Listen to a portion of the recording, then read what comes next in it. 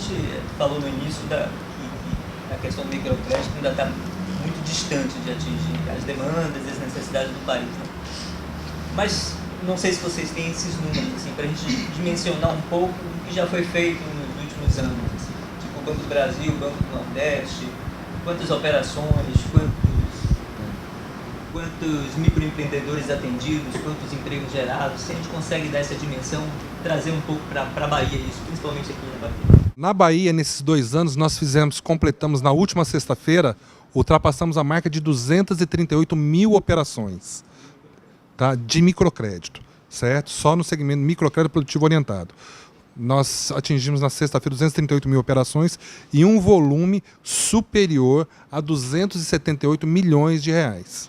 Isso somente na Bahia. Nós fazemos hoje uma média diária, no mês agora de novembro, de 240 operações novas dia. Tá? Eu não tenho como dimensionar para você a questão de emprego, né? Quantos empregos foram gerados, tá? E aqui, no caso, nesses 2 anos que eu coloco para você, pode ter pessoas que tomaram mais de 2 ou 3 operações, como pode ter iniciantes. Mas é um contingente, que, quando a gente traz para 2 anos, que na Bahia, quando a gente compara com o crédito pessoa física nosso, ele é responsável hoje por 6 a 7% da minha carteira de pessoa física do que eu desembolso dia a dia. Tá? Então é uma coisa que vem num crescente, tá? E principalmente as agências de menor complexidade, elas estão vendo isso como um negócio também, uma oportunidade negocial. Não é só a questão do lado social de você estar se engajando num programa de governo, mas também, né, de você olhar o lado do banco. O meu negócio é dinheiro. Tá? Então a gente está tendo isso também como oportunidade de estar ampliando a minha carteira de clientes, fidelizando esses clientes para que no futuro ele se torne um grande empresário. Porque nós já temos 13 anos, né? É muito dinheiro já aplicado, né? Foram 19 mil pessoas atendidas, você? E 19 milhões, né? Milhões, 19 milhões, 205 mil, 117 pessoas atendidas. Num ativo de 26 bilhões, 262 milhões, 864 mil. Então é um universo muito grande, certo? Porque esse crédito é um crédito rotativo, os colegas falaram, e o colega do Banco do Brasil falou, inclusive assim, você vai alimentando essas pessoas com crédito, ele paga o primeiro, aí você teve aquela experiência, você dá o segundo, dá o terceiro, e aí é uma sucessão de negócio, e vai crescendo até chegar a um patamar, aí no nível que você falou, chega até 15 mil reais, como pessoa física, entendeu? Mas porque é o seguinte, talvez diferente das 2 instituições, nós trabalhamos com o chamado aval solidário. No microcrédito urbano, nós trabalhamos com grupos, certo? No mínimo 3 pessoas, né? Então, assim, um que escolhe o outro, que se une para acessar o crédito. E, indiretamente, um está avalizando o outro, porque aquele que não é bem sucedido, os outros assumem o compromisso e colocam uma outra pessoa no rol daquela família, vamos chamar assim, né? No caso do microcrédito urbano, não, esse é individual, entendeu? Então, assim, eu acho que o sucesso, inclusive, da adimplência desse programa, no caso do Banco do Nordeste, tem sido exatamente por isso. No caso do microcrédito rural, é porque nós trabalhamos com algumas etapas de processo, que vai desde a palestra informativa, em que nós fazemos reuniões no campo, na comunidade rural. A palestra informativa tem a presença dos sindicatos, da órgão de assistência técnica, e ali é feita a primeira identificação daqueles clientes que poderiam estar perfilados. Tem que ter um ADAP, né? Quem é do banco aqui sabe que é a declaração de aptidão ao PRONAF, né? E aí, a partir daí, é feita visita prévia, certo? Num percentual de até 40%, é visitado previamente para saber se aquelas informações que foram colocadas para o assessor são fidedignas, certo? Então, feito esse primeiro levantamento, vai se fazer as entrevistas, vai se criar tem um formulário socioeconômico, nós vamos perceber que atividade é que ele exerce, qual a experiência que ele tem naquilo que ele faz, há quanto tempo, qual a renda que ele tem, o que é que ele ganha no ano, quanto é que ele faz para sustentar a família dele. Ali começa a verdadeira prospecção, até chegar no banco. Quando chegar no banco é que nós vamos fazer aquele levantamento todo que nós colocamos, certo? E uma outra coisa interessante, que é o pós-crédito, certo? É a chamada verificação. Porque não adianta só fazer o crédito pelo crédito. É dado toda uma orientação que aquele crédito tem que ser responsável. Ele tem que ir, tem que voltar, para que ele cumpra o seu papel e aquele recurso possa girar e atender tantas outras famílias que forem necessárias. Então, assim, essa orientação para o crédito e a verificação faz com que nós possamos perceber se o dinheiro foi aplicado corretamente, foi aplicado parcialmente, e daí surgir a orientação para se refazer o processo ou se criar mecanismos que possibilite o sucesso daquele empreendimento. Eu acho que esse que tem sido o grande resultado do Banco do Nordeste, principalmente na atividade rural. Porque no urbano, eu digo sempre assim, é mais fácil você trabalhar com o urbano, porque você está diuturnamente podendo visitar aqueles seus clientes. Mas no rural fica tudo mais distante, pô. Então, se não houver um planejamento, uma estratégia dentro desse processo, nós não conseguimos o êxito que nós esperamos. Então, né, eu acho que assim, a metodologia que hoje o Banco do Nordeste usa, mas ele não poderia ser usado se não fosse com o Alcip, que eu falei aqui, né?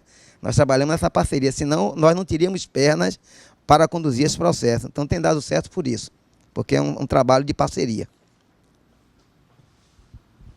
Não, só para ajudar aqui o Banco do Nordeste, o Banco do Nordeste tem um prêmio, né, de casos de sucesso de empreendedores que utilizaram bem o crédito e tiveram sucesso. Eu sei disso porque eu já participei uns 2 ou 3 anos da comissão para julgamento dos casos de sucesso.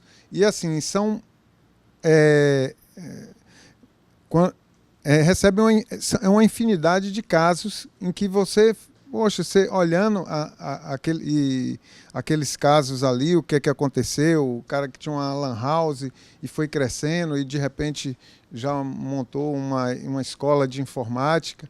Então tem casos assim. Eu vou citar um caso que ele é mais pitoresco, não vou falar num caso assim de crescimento, que às vezes pessoas começam do nada e vai tomando até chegar na condição de constituir uma empresa formal, entendeu? O cara saiu vendendo pães, começando vendendo pães na casa dele, daqui a pouco chegar ao nível de ter uma padaria, né? Mas eu vou contar um caso mais pitoresco que aconteceu comigo, né? Porque eu faço visitas de inspeção, às vezes eu tiro uma determinada unidade e vou lá fazer uma visita. Aí me reúno, aí vou lá visitar um cliente, né? Um determinado cliente eu seleciono e vou visitar.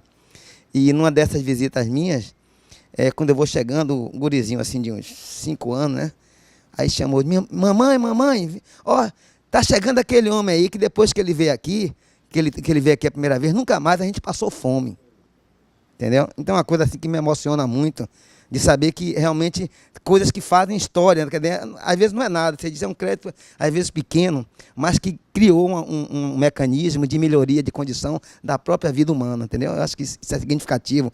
E eu costumo dizer que as pessoas que trabalham comigo, eu disse, rapaz, vocês são privilegiados, os assessores de crédito, porque vocês ganham dinheiro para fazer o bem, pô. Entendeu? Eu acho que é uma coisa maravilhosa, sabe? Você tem lições diárias todos os dias, né? Você tem bons exemplos todos os dias e que emociona a gente e motiva a gente a cada vez mais estar trabalhando com isso, né?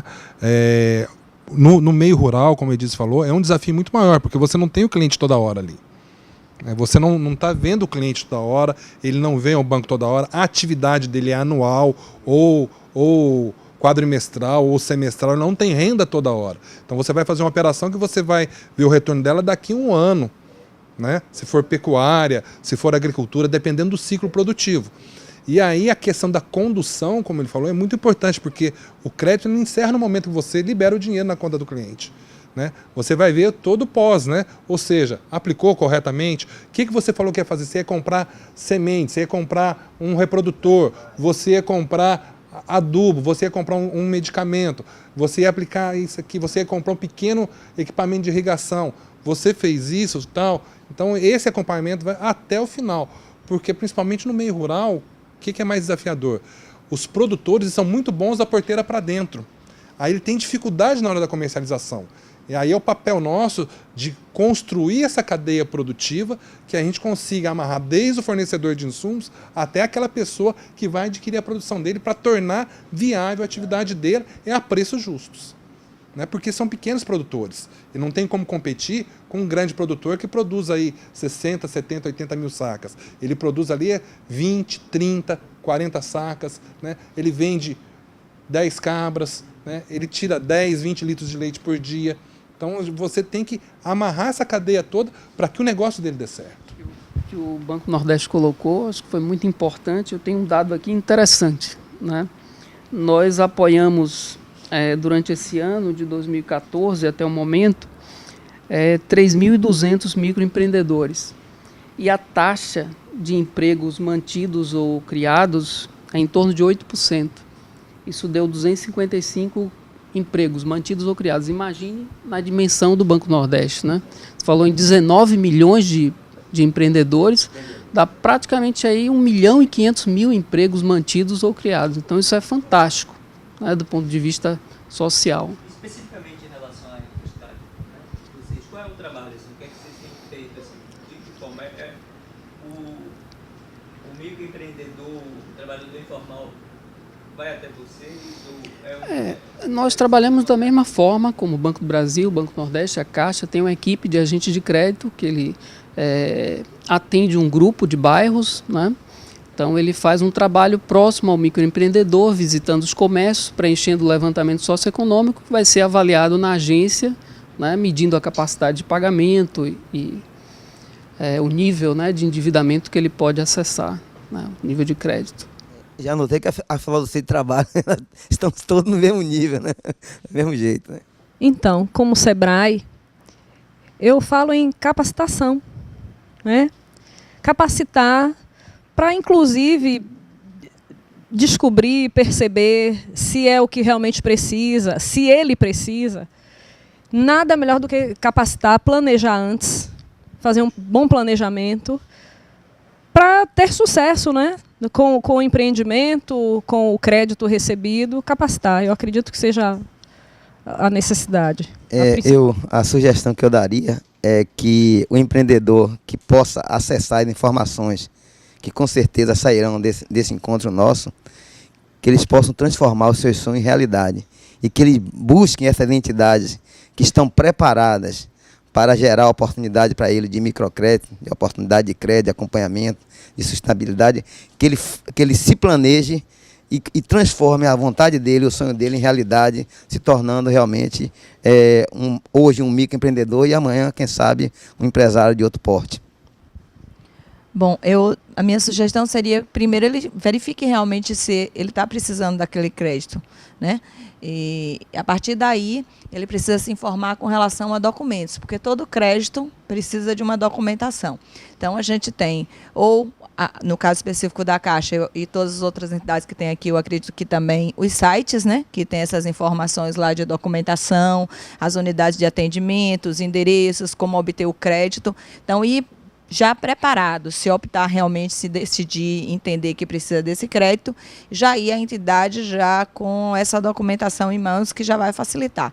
Chegando lá, ele vai ter uma orientação e a pessoa que atendê-lo vai certamente fazer o levantamento socioeconômico dele, junto com ele definir a questão do crédito, e é claro que, a depender da renda, do histórico do cliente, vai ser definido a questão do crédito a ser concedido. Mas é importante ele entender que existe uma formalidade na hora da concessão do crédito e que ele pode, no princípio, já acessar o site para quem tem esse acesso, se não, procurar uma unidade para obter essas primeiras informações, né? E sugiro também, como a colega do Sebrae disse, né, o Sebrae é sempre uma boa porta, né? Então, navegar no site da Sebrae é sempre muito importante para esses empreendedores. Bom, algo que facilita muito o nosso trabalho é fazer uma avaliação da real necessidade do crédito e não do desejo, né, de obter algum valor, né? Então, acho que isso facilita muito o nosso trabalho. Medir bem a necessidade de crédito, né, que ele tem no momento e não o desejo que ele gostaria, né, de aplicar, porque muitas vezes ele vai estocar e a mercadoria vai ficar parada e ele vai ter prejuízo. Então é interessante ele avaliar muito bem essa questão. Lá na FIEB, muitas vezes eu atendo no telefone e a pessoa diz, aí é do BNDES e tal, é daí que está dando dinheiro. Eu falo, não, aqui a gente não dá dinheiro, ninguém dá dinheiro a ninguém. Quando alguém está dizendo que está dando dinheiro, é mentira. Ninguém é maluco. Então, assim, fugir dessa visão paternalista do crédito. Você não é favor, é negócio. O negócio tem que ter viabilidade econômica. Ainda que seja microcrédito, que seja até uma ação com a visão social, mas tem que ter viabilidade econômica e por isso que ele vai se tornar uma ferramenta educativa. Porque ele vai preparar a pessoa, mesmo num crédito pequeno, a ter uma visão profissional do crédito.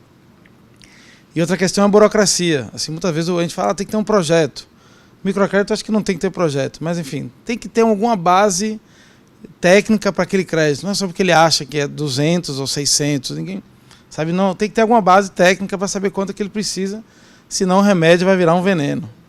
Então, assim, eu sempre digo, então, o projeto não é uma burocracia, é uma ferramenta fundamental para o crédito.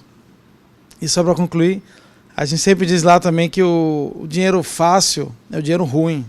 É o dinheiro do CDC, o dinheiro do cheque especial. Esse dinheiro que o gerente bota em sua conta hoje de tarde, fuja dele. O dinheiro bom é aquele que dá trabalho, que demora 15 dias, que você tem que levar um monte de papel. Esse é o dinheiro bom, que vai fazer diferença no seu negócio. Respondendo sua pergunta, o que dizer para um tomador de microcrédito, né? Além de tudo que já foi dito, eu diria mais que ele tenha foco na utilização desse recurso. Que esse recurso é uma oportunidade dele crescer, dele transformar o empreendimento dele transformar a vida dele. Então, se ele utilizar aquele recurso com foco exclusivamente para a atividade empresarial dele, as chances dele de sucesso são muito grandes. E ele continuar nesse ritmo, partir para outro, para o segundo, para o terceiro, como eu já vi muitos casos lá no Banco do Nordeste. Então, é uma grande oportunidade.